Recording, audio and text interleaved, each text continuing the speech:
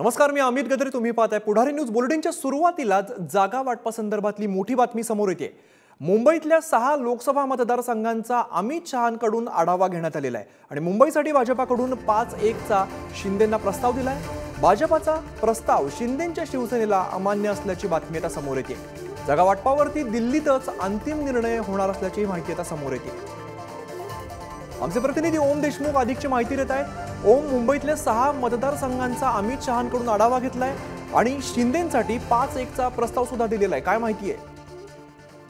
अमित, काल रात्री 2 महत्वाच्या घडामोडी सह्याद्री अतिथीगृहावर घडल्या. एक तर मुख्यमंत्री आणि दोन्ही उपमुख्यमंत्र्यांसह अमित शहांनी स्वतंत्र अशी चर्चा केली. त्यानंतर जेव्हा अजित पवार आणि देवेंद्र फडणवीस सह्याद्रीवरून बाहेर पडले, त्यानंतर मुख्यमंत्री एकनाथ शिंदे आणि मुंबई भाजपचे अध्यक्ष आशिष शेलार यांची अमित शहांसोबत चर्चा झाली. या चर्चेमध्ये मुंबईतील किती जागा महायुती निवडून आणू शकते याबाबत चाचपणी करण्यात आली.